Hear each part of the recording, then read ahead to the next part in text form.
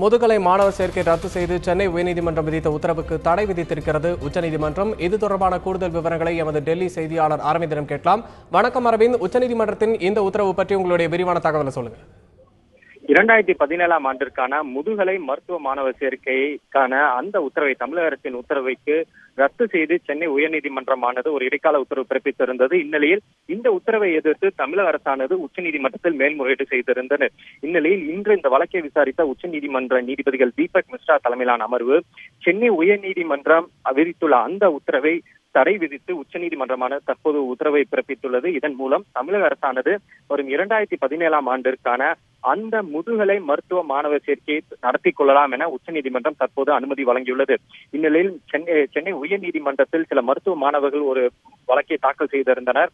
அந்த வழக்கில் தமிழக அரசானது இதுபோன்ற முதுகலை மருத்துவ மாணவர் சேர்க்கைக்கு ஊர்ப்புறங்களில் வேலை செய்து வரும் மருத்துவர்களுக்கு கூடுதல் மதிப்பெண்ணை வழங்கியிருக்கிறார்கள். ஆனால் அந்த தமிழகத்தில் உள்ள பெரும்பான்மையான பகுதிகள் அனைத்தையுமே ஊர்ப்புற பகுதிகளாக தமிழகத்தில் எடுத்துக்கொண்டுள்ளது. குறிப்பாக மதுரை மாவட்டத்தில் வேலை செய்து வந்த, அதாவது மதுரை மாவட்டத்தில் மருத்துவ சேவை செய்து வந்த டாக்டருக்கும் அந்த கூடுதல் மதிப்பெண் வழங்கப்பட்டிருக்கிறது.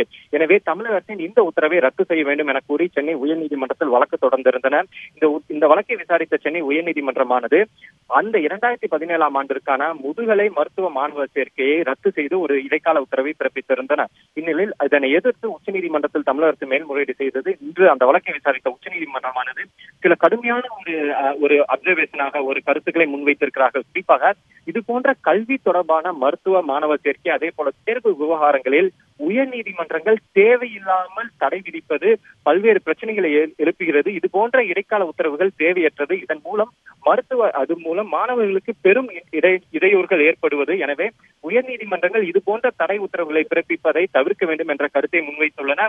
அதே போல சென்னை உயர்நீதிமன்றம் தமிழக அரசின் அந்த 2017 ஆண்டிற்கான முதுகலை மருத்துவ மாணவர் சேர்க்கைக்கு ரத்து செய்த அந்த உத்தரவை தடை விதித்தும் இந்த வழக்கின் விசாரணையை செப்டம்பர் முதல் வாரத்திற்கும் ஒத்திவைத்துள்ளன. இந்த விவகாரம் தொடர்பாக எதிர்பதில் மனுதாரருக்கும் நோட்டீஸையும் வழங்கியுள்ளது உச்சநீதிமன்றம். அரவிந்த், இதுல தமிழக அரசோட அரசாணையில என்ன விஷயம் தெரிவிக்கப்பட்டிருந்தது, அதை பத்தி சொல்லுங்க.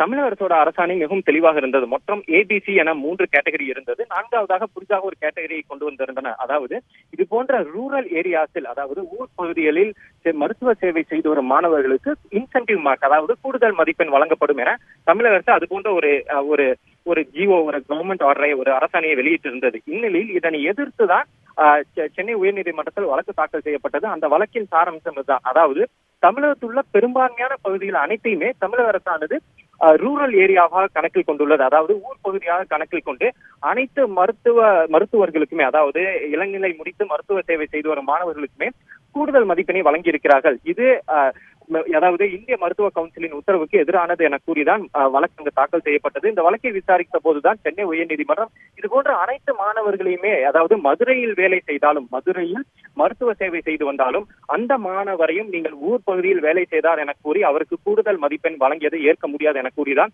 சென்னை உயர்நீதிமன்றம் தமிழக அரசின் 2017 ஆண்டிற்கான முதுகலை மருத்துவ மாணவர் சேர்க்கைக்கான அந்த அரசாணையை ரத்து செய்திருந்தது. இதனை எதிர்த்துதான் இந்த வழக்கு இந்த விசாரணைக்கு வந்தது. அப்போது இந்திய மருத்துவ கவுன்சில் தரப்பில் மிகவும் முக்கியமான ஒரு வாதம் முன்வைக்கப்பட்டது. அதாவது இது போன்ற பிஜி மெடிக்கல் அட்மிஷனில் குறிப்பாக இந்த இன்சென்டிவ் மார்க், கூடுதல் மதிப்பெண் வழங்குவது தொடர்பாக அந்தந்த மாநில அரசின் அதிகாரத்துக்கே நாங்கள் விட்டு விடுகிறோம், அது நாங்கள் தலையிடப் போவதில்லை. ஏனென்றால் அந்தந்த மாநிலத்திற்கு தான் தெரியும் எந்தெந்த பகுதிகள் ஊர் பகுதியில் வருகிறது, எந்தெந்த பகுதிகளுக்கு அதிகப்படியான, எந்தெந்த மாணவர்களுக்கு அதிகப்படியான கூடுதல் மதிப்பெண் வழங்க வேண்டும் என்பது தொடர்பாக அந்தந்த மாநில அரசையே தான் முடிவு எடுத்துக் கொள்ள முடியும். இதில் பொதுவாக நாங்கள் தலையிட மாட்டோம் என்பதுதான் MCA, அதாவது இந்திய மருத்துவ கவுன்சிலின் ஒரு நிலைப்பாடாக இருந்தது. இதனை கேட்ட நீதிபதிகள் தான் தற்போது இந்த உத்தரவை பிறப்பித்துள்ளனர். அதாவது தமிழக அரசு இந்த ஆண்டிற்கான முதுகலை மருத்துவ மாணவர் சேர்க்கையை நடத்தி கொள்ளலாம், அவர்கள் வெளியிட்ட அரசாணையின்படியே இந்த மருத்துவ மாணவர் சேர்க்கையை நடத்தி கொள்ளலாம். இதில் உயர்நீதிமன்றங்கள் தேவையில்லாமல் இது போன்ற விவகாரங்களில் இடைக்கால தடையோ ரத்து செய்யும் இடைக்கால உத்தரவையோ பிறப்பிக்க வேண்டாம். ஏனென்றால் இப்படி தொடர்ந்து, அதாவது இதற்கு முன்பாக நீட் விவகாரத்திலும், நீட் தேர்விலும் இடைக்கால தடை விதிக்கப்பட்டிருந்தது. தற்போது முதுகலை மாணவர் சேர்க்கையை ரத்து செய்தும் இடைக்கால உத்தரவு பிறப்பிக்கப்பட்டுள்ளது. இது போன்ற உயர்நீதிமன்றங்கள் இது போன்ற உத்தரவை பிறப்பிப்பதால் மாணவர்களுக்கு தான் அதிகப்படியான சிரமம் ஏற்படுகிறது. எனவே இது போன்ற தேவையற்ற இடைக்கால உத்தரவை பிறப்பிக்க வேண்டாம் என கருத்து தெரிவித்த நீதிபதிகள் சென்னை உயர்நீதிமன்ற கிளையின் அந்த உத்தரவுக்கு தற்போது தடை விதித்தும் 2017 ஆண்டிற்கான முதுகலை மாணவர் சேர்க்கையை தமிழக அரசு நடத்திக் கொள்ளலாம் எனவும் தற்போது தங்களுடைய உத்தரவாக பிறப்பித்துள்ளனர். அரவிந்த், இப்போ இந்த உத்தரவு வருவதற்கு முன்பாக ஒதுக்கீடு செய்யப்பட்டவர்கள் தொடர்ந்து தங்களுடைய இதுல சேர்ந்து படிக்க முடியுமா, இல்ல அதுக்கு ஏதேனும் உத்தரவு பிறப்பிக்கப்பட்டிருக்கிறதா?